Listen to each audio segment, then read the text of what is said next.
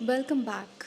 In today's video, we are diving into a crucial topic, analyzing pupils' performance and unlocking the secrets to scoring better in ISC English literature. We will break down expert insights from ISC examiners, covering key strategies to approach chapters, structure answers effectively, and avoid common mistakes. If you have ever wondered what examiners look for in top responses, this is the video for you. Let's get started and take your exam preparation to the next level. Now, the pupil's performance is prepared by the council. It is prepared subject wise for each and every subject. This is mainly prepared to point out the common misconceptions, common errors made by students in ICSC and ISC examinations. And it provides key suggestions to the candidates, but we hardly find people talking about it. Today, we are going to read out the suggestions given by the council. It specifies what it wants from the candidates and how the council expects the students to structure their own answers. So, let us look at the suggestions given specifically for the students taking the ICSC or ISC examinations. The first thing that the council points out is to read the texts thoroughly. It is very important that you read the chapters properly, and how you are supposed to read it, that has also been specified by the council in this particular document. It says that the events of the stories should be noted by the students.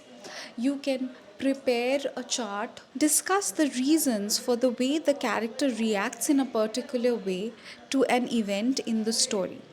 You will have to speak about the characters. You will not only talk about the characters, but you will also note how they react and act in certain situations in the story, prose, or poetry, whatever you are preparing, or in the drama. Provide original answers. It has been said that you need to provide original answers. Do not refer to oversimplified guides, or do not simply generate answers from AI generators. What happens is you get a generalized summary, but you do not get answers that answer specific questions. And council expects you to give in your own observations and analysis. So the answer, if you take it from oversimplified materials or you generate from AI tools, you will see that it is insufficient and it will not help you score better marks. Another emphasis has been given on higher order thinking questions.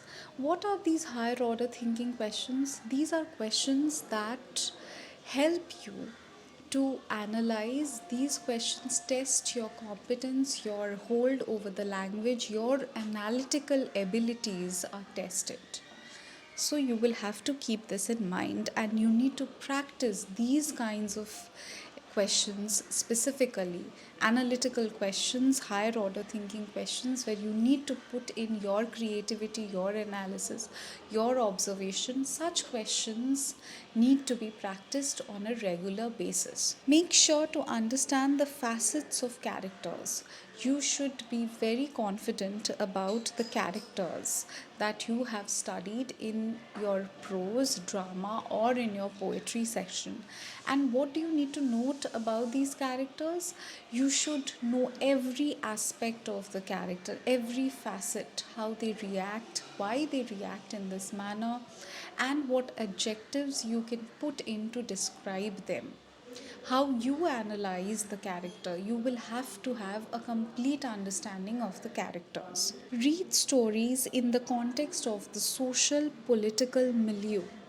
You need to be aware of not only the story's political and social background and environment, You will also have to be aware when the story was written, during what period the author was writing the story, and how the incidents are relevant to that particular time. You will have to contextualize, you will have to place your story in that social and political background. You need to know about the social and political background.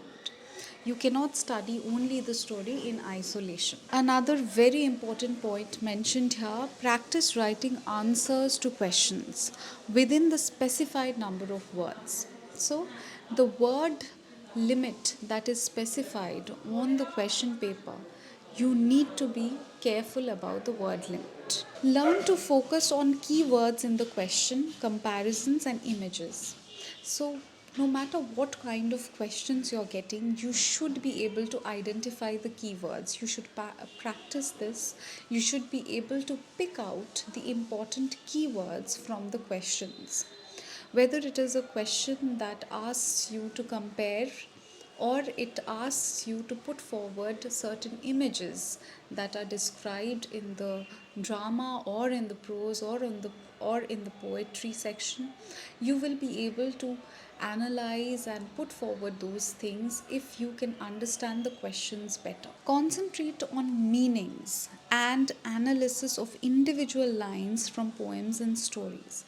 So, again, emphasis has been given on understanding, know the meanings of each and every line. Create flowcharts and mind maps of each lesson to recall events and their sequence in the poem, scenes, and the story.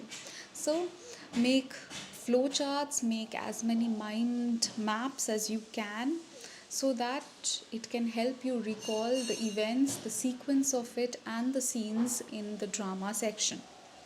Focus on understanding cause and effect relationships. What is this? Cause and effect relationships. Suppose you're reading a story or a drama, or in certain cases poetry, you will have to understand what prompts, what is the reason behind the character acting in a certain way, or what is the reason behind this particular incident taking place at this point of time.